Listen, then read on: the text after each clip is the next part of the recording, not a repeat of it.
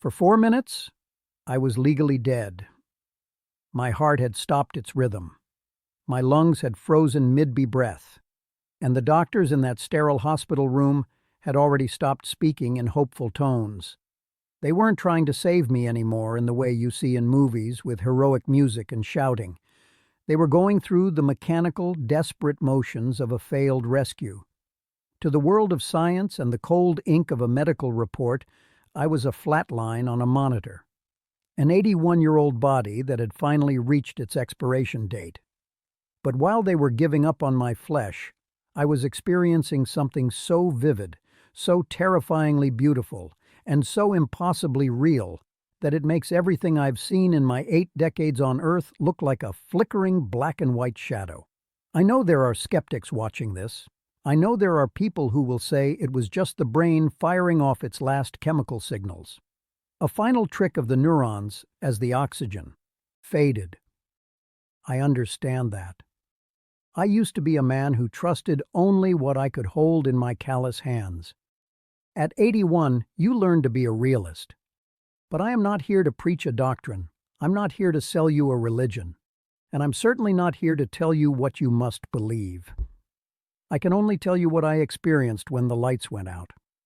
If you have ever sat by the bed of a dying loved one, or if you wake up in the middle of the night terrified of your own inevitable end, you need to hear this, because those 4 minutes didn't just show me what lies beyond the curtain. They showed me why we are here in the first place and why every single second of our struggle matters. It started on a Tuesday that felt like any other. At my age, routine is the only thing that keeps you grounded. I had my coffee. I watched the birds at the feeder. And I went to the hospital for what was supposed to be a simple routine procedure to help my circulation. But at 81, routine is a dangerous word. I remember the biting coldness of the surgical table and the clinical detached way the nurses prepped the equipment, their voices a low hum of office gossip and weekend plans. Then, without warning, a sudden crushing weight hit my chest. It felt like an invisible giant hand had reached inside my ribcage and simply squeezed the life out of my heart like a dry sponge. I saw the lead surgeon's eyes widen above his mask. I heard the alarm on the monitor, a long, continuous, high-pitched beep that seemed to echo into a vast, empty canyon. And then the room didn't just go dark, it dissolved. But here is where it gets strange, and where my skepticism died forever. I didn't fall into a void of nothingness. Instead, I felt a sudden violent pull, like being sucked out of a straw or launched from a catapult.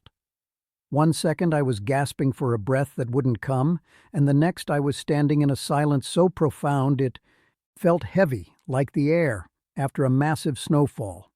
I looked down, and for a heart-topping moment I saw them. I saw the top of the surgeon's balding head. I saw the nurse's panicked, gloved hands pumping on my chest. I saw an 81-year-old man, pale and frail, who looked like a discarded suit of clothes I had finished wearing for the day. I felt a surge of raw panic. Was this it? Was I just going to be an invisible observer trapped in a hospital ceiling, watching my own family grieve? I tried to scream to tell them I was still right there, that I felt younger than I had in decades, but I had no voice. I felt a moment of intense micro-tension, a terrifying thought that maybe this was what eternity was, being a ghost in a room that no longer had a place for you. I watched them shock my body, saw my chest jump, and felt nothing. No pain, just a strange, distant pity for that old man on the table. Will I be stuck here forever? I wondered. Is this the end of the line? A silent spectator to a world I can no longer touch. Then the hospital walls began to vibrate. They didn't disappear. They became transparent like smoke. And then they faded into a darkness that wasn't dark. It was a living, breathing shadow, a place between places. I felt a presence behind me, something vast and ancient. I was terrified to turn around. My mind, conditioned by years of human fear, thought, is this the judgment? Is this where every lie I told, every person I hurt, and every mistake I made in 81 years will be weighed against me? I stood there in that between space, feeling the weight of my life. I thought of the times I was dishonest in my younger years. I thought of the arguments I had with my father. I felt the tension of a life being summarized. But as I finally turned, the fear didn't just leave me. It evaporated as if it had never existed. There was no judge. There was no angry deity with a clipboard. There was only a light. It wasn't a tunnel with a light at the end. It was as if the light was a doorway, and the doorway was an invitation. As I moved toward it, not by walking, but by simply intending to be closer, the colors became so intense they felt like they had a pulse. I saw hues of violet and gold that don't exist in our spectrum. I saw what looked like a vast rolling landscape, a garden that seemed to go on forever, where every leaf and every blade of grass seemed to be singing its own unique note in a grand cosmic symphony. But even in this paradise there was tension. I felt a boundary.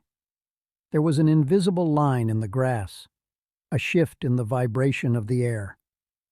I knew with a bone-deep certainty that I cannot explain that if I crossed that line, the silver cord would snap. There would be no coming back. My children, my grandchildren, the life I still had left to breathe, it would all be sealed. I stood on the edge of that forever, torn between the most incredible peace I had ever felt and the tether of my love for those I left behind. What if I move 1 inch too far? I thought. What if the choice is taken from me? And then she appeared, Martha, my wife, who had been gone for 15 long, lonely winters. She didn't look like the woman I buried. She didn't look like the tired, pained soul she was in those final days. She looked exactly as she did when we were first starting our lives together. Yet she carried the wisdom of 1,000 lifetimes in her eyes. She was radiant, glowing from within. I ran toward her, my soul crying out her name, but as I reached out to touch her, she stepped back just enough to keep the distance. "Not yet, Bill," she said. Her voice didn't come from a throat or through the air. It vibrated inside my own essence, clear as a bell and warm as a summer afternoon. "Why?" I pleaded. I felt a desperate, agonizing tension. "Let me stay. It's too heavy back there, Martha. My body is broken and the world is too loud. I want to stay here with you." She looked at the line between us, and for a second I thought she was going to disappear, leaving me in the void. The fear of being sent back was worse than the fear of dying had ever been.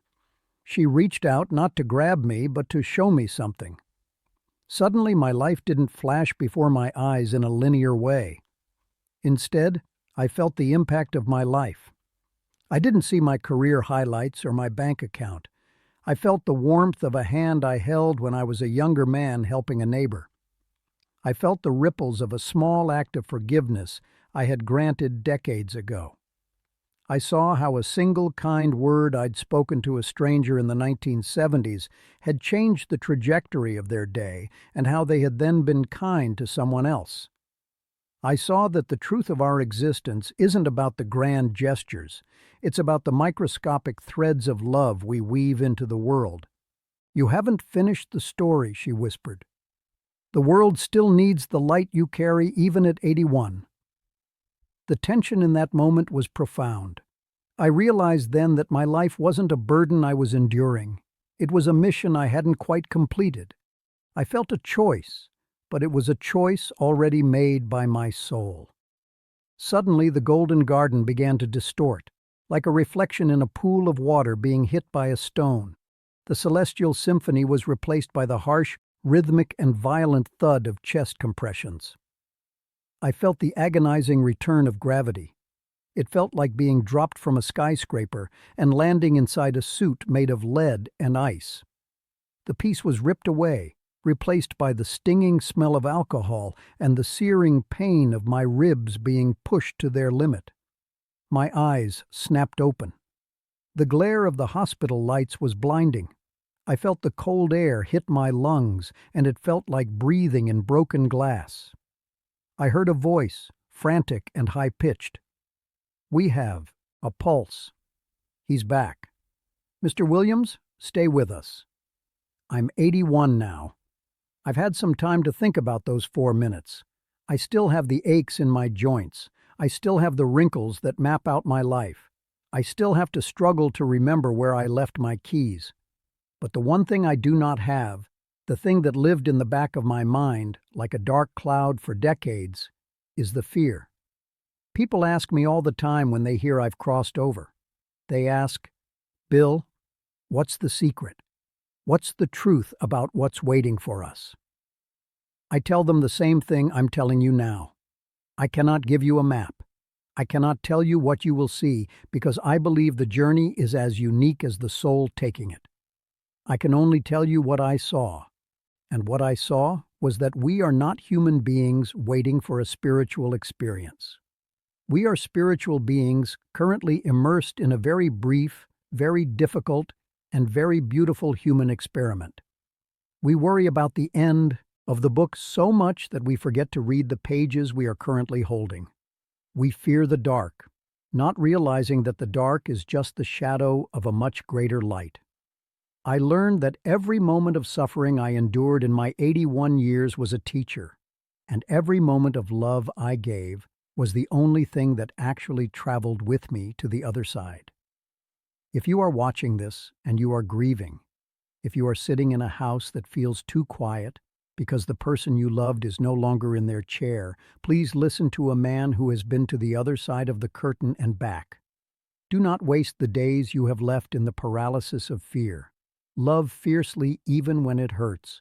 Forgive quickly even when it feels unfair. Because I promise you with every fiber of my being, the end is not what you think it is. We are so afraid of the cliff. We spend our lives walking away from the edge, terrified of the fall. But I have been over that edge. I have felt the air beneath my wings. And I can tell you with absolute certainty, death is not a cliff. It is a doorway. And on the other side of that door, you will find that you are never, not even for a single second, truly alone. You are loved beyond your wildest imagination, and you are simply waiting for your time to return to the garden. But until then, finish your story. Make it a good one. I've spent 81 years watching the world change, and I've realized that stories are the only things we truly leave behind. This is just one of many chapters I've lived. From the memories of my youth to the silence of that golden garden. If you'd like to hear more stories from a man who has lived over 8 decades and seen the world from both sides, I invite you to consider subscribing and joining me here. I don't know how many stories I have left to tell, but I would like to share them with you while I'm still here to tell them. Tell me in the comments, what is one thing you would do differently today if you knew for certain that you were deeply loved? I read every single one of your words. They are part of my story now too. I'll see you when the sun sets. But for now, I'm going to enjoy this cup of coffee because now I know exactly how much of a miracle every sip really is. God bless.